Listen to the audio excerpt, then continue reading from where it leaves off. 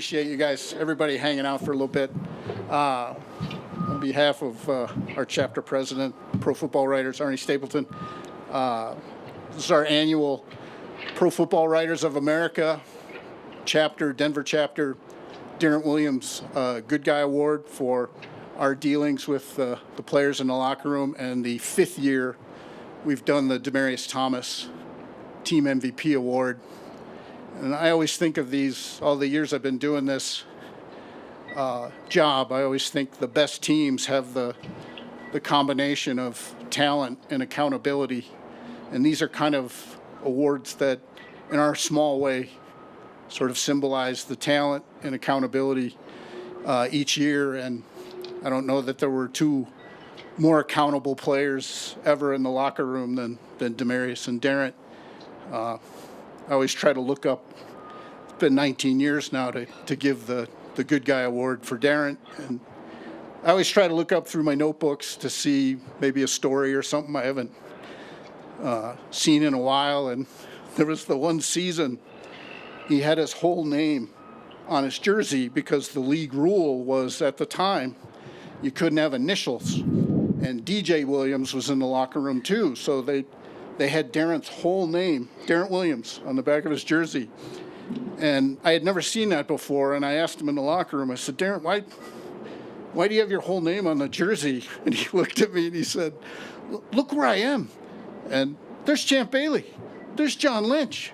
This way everybody knows who I am. And I just thought, that's pretty Darrent Williams. But this is the first time we've had one player win both awards, and I think the voting represented how good the team's season's gone. I mean, they have a chance to tie the franchise record for wins in a season.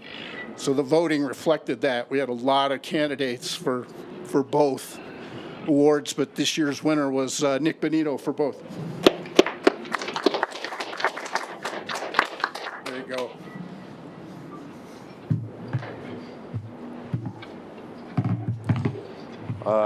First off, I want to appreciate you guys for voting me for both awards. It honestly, truly is an honor to kind of get recognized, not just for my play, but for my character as a person, and knowing the two guys before me that, are named after the awards with Demaryius and Darrent, being such high character guys in the locker room and in Denver, and they've held such a high standard, and I'm just trying to live to that standard every day, kind of just being here and, being able to work with you guys and just being that type of guy for my teammates. So it truly is a blessing, and I really do appreciate you guys.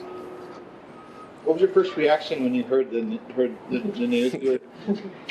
I mean, I was kind of shocked I won the award. I know I kind of do a good job with you guys and stuff, but I didn't think I was even up for it or anything. So that was pretty cool when they told me that. So. Who would you have voted for on MVP?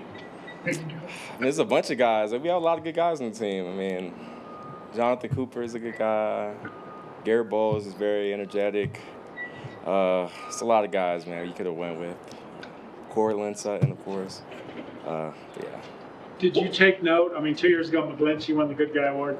Last year, your good buddy Coop won it. Did you kind of take note, you being younger than those guys, how they deal with the media and, help you at all or anything like that? Or? Yeah, I saw the previous award winners, man. I knew I kind of had the intangibles to be, up for these type of awards. So just had to wait my turn a little bit. But, it was good seeing those guys winning and, blessing to be a part of that too. So. Nick, what is it like playing on a defense, but also being in a locker room where there are a lot of guys that you could look to both as players and also as character type of guys? How does that sort of work in the locker room? Yeah, it's great, man. It's one of the best locker rooms I've been around. Obviously it's easy on the field when we can love and play for each other the way we do defensively, but when we're able to just hang out the way we do, have so many good guys in the locker room that just actually care for one another and always there. I feel like it's a special thing, and there's not that many locker rooms like that around the league. So I'm blessed to be a part of this for sure. Nick, a lot of people in your past, just your background, we'll talk about the advancements that you've made not only as a football player, but just embracing the work, kind of the character, the grind necessary to do this. Like when you look at yourself now compared to coming out of high school or freshman year of Oklahoma, and earning this, what does it just kind of signify to you about your path? Yeah, it's I feel like it's always been the same everywhere I've gone. You know, I've always had to work, you know, every level, you know, from high school, college to NFL, and I feel like those kind of things kind of shape you as a person, to where, you know, you always kind of want to get it out the mud, and you want to kind of do things the right way, and, you know, nothing's ever just given to you. You always want to have to work for it and want to go out and take it. So I've always kind of had that mentality, so I feel like it's a reflection on just, you know, just everybody in the locker room as well, and yeah, I feel like that's just how I am, really.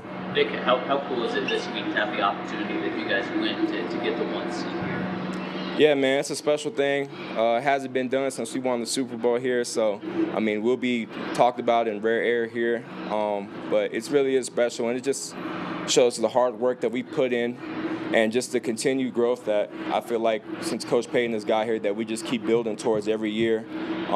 That first year barely missing the playoffs to last year making it, and now, you know, having higher goals this year. So just continuously trying to take those steps to get better. I feel like it's all paying off right now. Well, how cool was it to win the division sitting on your couch on Saturday? Felt real good. I didn't watch the game.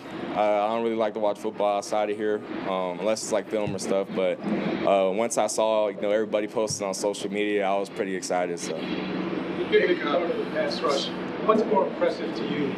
64 sacks or the fact that 17 guys got hit on the side? Yeah, and I think that's kind of the most underrated part about, you know, when we're rushing the passer or, you know, a lot of these blitzes that are being called, is that we have so many unselfish guys. I mean, just the D tackles willing to drop in coverage, outside linebackers being able to drop in coverage, and not only dropping but doing the job at a great level, and the DBs being able to know when to blitz and, you know, how to blitz, and just guys rushing the right way. I feel like it goes a long way, and that's why we're seeing the numbers that we are, and everybody's being able to get a piece of the cake when it comes to, you know, getting the sacks. Nick, your season personally, you had a ton of sacks early, and they've been a little tougher to come by as the season goes on. What has been the reason for that? More attention, injuries? How do you describe your year?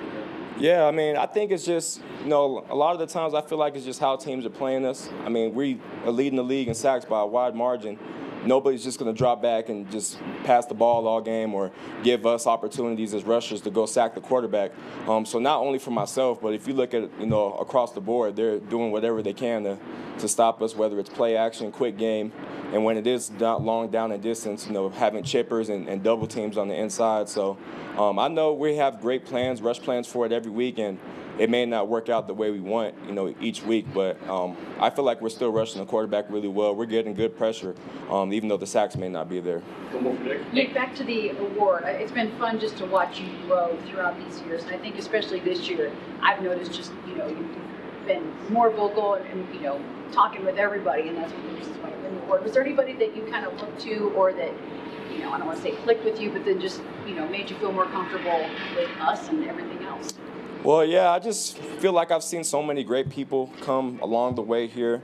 One guy that always comes to mind is Bradley Chubb. I mean, he was one of the greatest human beings I've ever been around.